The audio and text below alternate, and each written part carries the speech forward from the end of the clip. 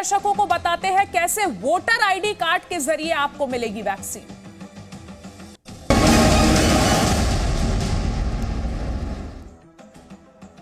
तो corona vaccine को लेकर जहां एक तरफ देश में कई वैक्सीन का फाइनल ट्रायल चल रहा है, वहीं अब वैक्सीन आने के बाद कैसे और किसे पहले पहुंचाई जाएगी वैक्सीन, इसके लिए केंद्र सरकार ने राज्यों को दिशा निर्देश जारी कर दिए हैं, जिसके मुताबिक अगर आपको वैक्सीन चाहिए तो आपको अपना वोटर कार्ड तैयार रखना होगा। दिखाएंगे पूरी खबर, लेकिन उससे पहले आपको लेकर चलते हैं ऑस्ट्रिया, जहां एक मिलिट्री डॉग कोरोना टेस्ट कर रहा है। कैसे हो रहा है ये आप देखिए खुद।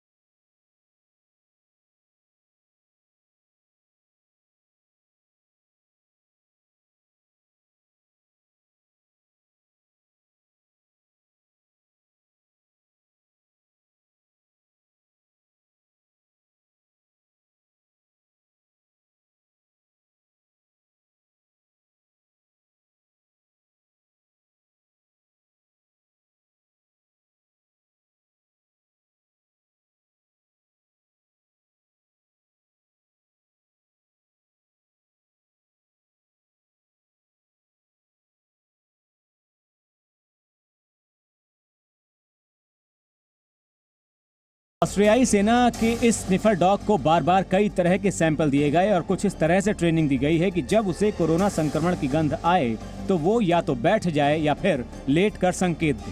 ठीक ट्रेनिंग के मुताबिक ही इसने सैंपल की पहचान की। शुरुआत के किसी भी सैंपल को सूंघकर ये डॉग नहीं रुका, लेकिन जैसे ही इसने छठे सैंपल को सूंघा, तुरंत अपने हैंडलर को बैठकर संकेत दिया कि आखिरी सैंपल एक्टिव सैंपल है। दरअसल इस डॉग को अब तक केवल लैब सैंपल के आधार पर ही ट्रेनिंग दी गई थी। ऑस्ट्रियाई सेना के कर्नल के मुताबिक जब मिलिट्री हॉस्पिटल से कोविड-19 का पहला एक्टिव सैंपल मिला और उसे कुछ मिनटों के बाद स्निफर डॉग को पेश किया गया तो कुत्ते ने उसे तुरंत बाहर निकाल दिया, जबकि स्निफर डॉग ने पहले कभी भी इस एक्टिव कोरोना सैंपल को नहीं सूंघा था। ऑस्ट्रिया के विशेषज्ञ इसे महामारी के खिलाफ अंतर्राष्ट्रीय लड़ाई में एक निर्णायक पल मान रहे हैं। फ्रांस के शोधकर्ताओं के मुताबिक डॉग्स 85 से 100% तक संक्रमित व्यक्तियों की सटीक पहचान कर सकते हैं और 92 से 99% तक संक्रमण को रोक सकते हैं। अब देखना यह होगा कि जब कोरोना को लेकर पूरी दुनिया में हर दिन नए शोध हो रहे हैं तो स्निफर डॉग के साथ किया गया ये एक्सपेरिमेंट कहां तक और किस तरह मददगार साबित होता है। ब्यूरो रिपोर्ट, जी मीडिया।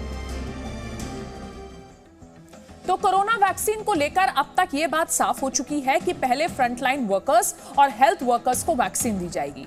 वहीं अब राज्यों को मिले स्वास्थ्य विभाग के निर्देश के मुताबिक वैक्सीनेशन की प्रक्रिया चुनाव की तरह होगी, जिसमें वोटर कार्ड देखकर उम्र के लिहाज से वैक्सीन दी जाएगी।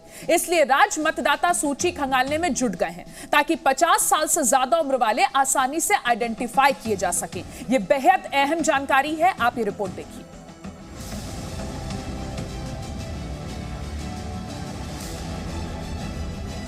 देश में जिंदगी और मौत के बीच बड़ा चुनाव होने वाला है, जो कोरोना की जंग में आपकी जीत और हार तय करेगा। देश के दूसरे चुनावों की तरह ही आपको अपना वोटर कार्ड तैयार रखना होगा।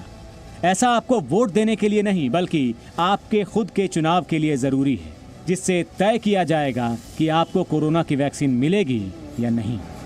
जो कोमॉर्बिड कंडीशंस के साथ हैं और 50 साल से जिनकी उम्र अधिक है, क्योंकि इन लोगों को खतरा ज़्यादा है। जब इन लोगों को वैक्सीन मिल जाएगी, उसके बाद अन्य व्यक्तियों को प्राथमिकता के आधार पर वैक्सीन आगे वितरित की जाएगी। भारत में कोरोना वैक्सीन ट्रायल आखिरी चरणों में है। इसके पूरा होते ही जल्द से जल्द लोगों को उसकी डोज देने का काम शुरू होगा, लेकिन शुरुआत में वैक्सीन का स्टॉक लिमिटेड होगा। ऐसे में आगे की रणनीति बनाते हुए भारत सरकार ने वैक्सीनेशन का रोड मैप ऐसे तैयार किया है जिसमें यह तय किया गया है कि 50 की उम्र वाले और उससे अधिक उम्र के लोगों का डेटा तैयार रहे, ताकि वैक्सीन आने पर यह फैसला लेना आसान हो कि पहले वैक्सीन किन किन लोगों को मिलेगी। सो ब्लॉक लेवल की अगर लिस्ट हमें तैयार करनी है तो कुछ तो बेस चाहिए। इतना जल्दी सर्वे करके हम नहीं कर पाएंगे, तो इसलिए जो है जो गाइडलाइंस में आया है कि हमें जो है जो इलेक्ट्रल लिस्ट अवेलेबल है, लेटेस्ट इलेक्ट्रल लिस्ट अवेलेबल है, उसको यूज़ करना चाहिए जो बेनिफिशरीज की लिस्ट बनाने के लिए। जानकारी के मुताबिक कोरोना वैक्सीन देने की प्रक्रिया चुनाव की तरह ही होगी। हर वैक्सीन साइट पर 5 वैक्सीन ऑफिसर होंगे। इनमें एक सुरक्षाकर्मी, एक अधिकारी वेटिंग, एक वैक्सीनेशन और एक निगरानी के लिए होगा। वहीं वैक्सीनेशन के दौरान मरीज की उम्र की पुष्टि करने के लिए लोकसभा और विधानसभा चुनाव की ताज़ा मतदाता सूची का इस्तेमाल किया जाएगा। इसमें जिनकी उम्र 50 वर्ष या उससे अधिक होगी, उन्हें पहले चरण में वैक्सीन लगा दी जाएगी। टीकाकरण अधिकारी के साथ ही 2 ऐसे लोग होंगे जो टीका लगवाने आए लोगों का वेरिफिकेशन करेंगे। इसलिए ज़रूरी है कि आप अपना वोटर कार्ड तैयार रखें, क्योंकि इसी आधार पर आपकी उम्र का वेरिफिकेशन किया जाएगा और इसी आधार पर वैक्सीन देने की प्राथमिकता हेल्थ केयर वर्कर्स और फ्रंटलाइन वर्कर्स के बाद उम्र को आधार बनाया जाएगा। इस दिशा में देश के ज़्यादातर राज्यों ने तैयारियां भी शुरू कर दी। तस्वीरें बिहार की राजधानी पटना की हैं, जहां वैक्सीन के रखरखाव से लेकर टीका लगाने की तैयारियां चल रही हैं। यहां नीतीश सरकार ने अपने घोषणा पत्र में निःशुल्क वैक्सीन लगवाने का ऐलान किया है। इसीलिए चुनाव प्रक्रिया की तरह वैक्सीन लगाने के लिए सरकारी स्तर पर तैयारियां हो रही हैं। कोरोना का वैक्सीनेशन जैसे ही हम लोगों के पास जो भी इंस्ट्रक्शन आएगा भारत सरकार का या बिहार सरकार का, उसी के अनुरूप यहाँ पे बेस्ट ऑफ बेस्ट अरेंजमेंट किए जाएंगे, सोशल डिस्टेंसिंग को मेंटेन करते हुए, जिस तरीके से चुनाव के समय में किया गया था। पटना की ही तरह बिहार के कई जिलों में ऐसी तैयारियां हैं। वहीं देश के कई और राज्य भी इस दिशा में तेजी से काम कर रहे हैं। झारखंड में भी वैक्सीन के रखरखाव से लेकर उसे देने के लिए तैयारियां तेज चल रही हैं। रांची में न सिर्फ उम्र बल्कि गंभीर बीमारी से जूझ रहे लोगों की भी वैक्सीन के लिए लिस्ट तैयार की जा रही है। जितने वैक्सीन आने चाहिए वो कैलकुलेट किया जाएगा। उसके वैक्सीन जब आ जाएगा तो स्टेट में आएगा, स्टेट से फिर डिस्ट्रिक्ट हेडक्वार्टर में आएगा, डिस्ट्रिक्ट हेडक्वार्टर से फिर जितने जगह वैक्सीनेशन पॉइंट्स हैं या ब्लॉक में जो कोल्ड चेन पॉइंट्स जहाँ हैं वहाँ जाएगा। वहाँ से फिर जितने वैक्सीनेशन सेंटर्स है वहाँ पर भेजा जाएगा। जम्मू कश्मीर के शोपियां में भी उम्र के आधार पर डेटाबेस तैयार करने की तैयारी शुरू हो चुकी है। कुल मिलाकर सरकार की तैयारी के मुताबिक वैक्सीन देने की प्राथमिकता पहले हेल्थ केयर वर्कर्स, फिर फ्रंटलाइन वर्कर्स, उसके बाद 50 साल से ऊपर के लोगों को वैक्सीन दी जाएगी। वहीं 50 से कम उम्र के लोग जो किसी गंभीर बीमारी से पीड़ित हैं, उन्हें वैक्सीन दी जाएगी और इसके बाद ही वैक्सीन की उपलब्धता के आधार पर बाकी लोगों का टीकाकरण किया जाएगा। ब्यूरो रिपोर्ट, जी मीडिया। और अब कोरोना पर एक बड़ी अंतर्राष्ट्रीय खबर आपको बताते हैं। पूरी दुनिया कोरोना वायरस से परेशान है, लेकिन ये किसी को नहीं पता कि आखिर ये वायरस फैला कहां से, इसकी शुरुआत कहां से हुई है। विश्व स्वास्थ्य संगठन यानी WHO के मुताबिक एक अंतर्राष्ट्रीय टीम जनवरी में चीन जाएगी ताकि ये पता लगाया जा सके कि ये महामारी कहां से फैली है।